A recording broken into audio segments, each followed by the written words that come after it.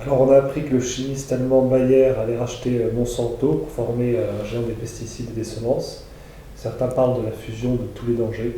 Ah bah, c'est simple, hein, et des médicaments, vous oubliez, c'est le laboratoire Bayer. Bayer, c'est aussi les médocs. Donc, c'est-à-dire qu'on va avoir une entité qui va contrôler le circuit de ce qui rend malade les gens jusqu'à ce qu'ils les soignent. Ça va être vachement fun.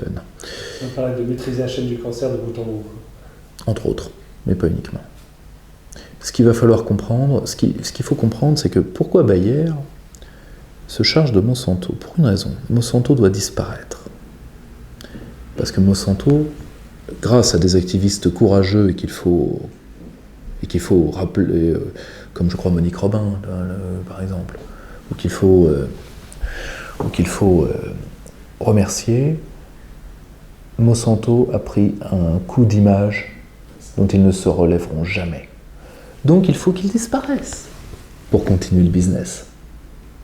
C'est pour ça qu'ils sont laissés racheter par Bayer. Ensuite, c'est une entreprise qui est trop précieuse pour l'État américain pour que Bayer puisse en faire ce qu'il entend. Mais là encore, nous sommes en face de l'axe germano-américain. Alors, pour tous mes amis germanophiles pas trop déçus, ouais, ça fait mal, ouais.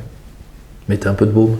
Mais je vous conseille le baume du tigre, c'est plus naturel. Mais voilà. Non, on en est là. C'est ça, par exemple, la souveraineté des États, c'est de pouvoir se dire à ces gens-là, je ne peux pas vous empêcher d'exister, mais je peux vous empêcher de mettre un pied chez moi. Et le premier pied que vous mettez chez moi, c'est une enquête tout de suite en santé publique. Je vais vous faire raquer à mort. C'est ça la souveraineté. C'est entre autres de ne pas baisser les yeux devant ça. Ensuite, je pense malheureusement que ça augure le pire. Parce qu'une fois que Monsanto aura disparu comme nom, tel que je vois le principe de fusion, Monsanto va être démembré et va devenir plusieurs entités autonomes au sein de Bayer. Ou quasi autonomes. Et après, pourra continuer ses petites activités, nous aurons bien du mal à retrouver leurs traces. Je vais vous donner un exemple. Les sociétés militaires privées. Combien de gens pensent que Blackwater existe encore? La majorité. Or, Blackwater n'existe plus depuis longtemps. Blackwater a déjà changé 2 fois de nom. Blackwater s'appelait Academy la dernière fois qu'on les a vus. Et ils rechangeront de nom, encore et encore. Pour qu'on perde leurs traces. C'est pas bête. C'est pas bête. C'est du changement d'identité, tous les fugitifs faisaient. Or, sans la souveraineté des États, le combat des activistes, je déteste ces ONG, mais le combat des activistes ou des lanceurs d'alerte, évidemment, est éminemment précieux. Mais c'est de la guérilla. C'est de la guérilla informationnelle de moyenne ou même de haute intensité, qui a fait beaucoup de mal à Monsanto. Mais qui a fait beaucoup de mal au bout de combien de temps?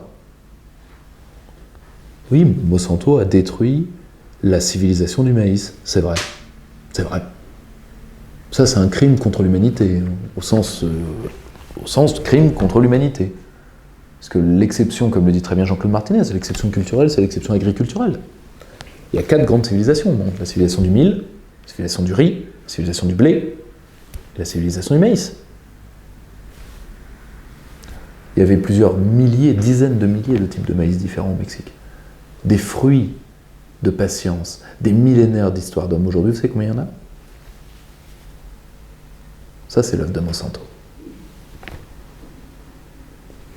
Ça, c'est un crime contre l'humanité. Or, le problème, c'est que sans souveraineté, nous ne détruirons pas ces gens-là. Nous pouvons juste faire de la guérilla contre eux, ce qui est déjà important. Attention. Hein. Je ne médis pas, bien au contraire. C'est un travail héroïque, surtout que ces gens-là ont les moyens de vous menacer. Tous les moyens de vous menacer. Quand vous êtes par exemple dans un pays comme le Mexique pour enquêter sur eux, au Mexique, il peut vous arriver beaucoup de choses. Vous n'êtes pas dans le 5e arrondissement de Paris. C'est ce que je veux dire. Voilà. Donc, la seule chose, c'est que sans la souveraineté, on ne peut pas lutter contre ces gens-là. Il faut bien le comprendre.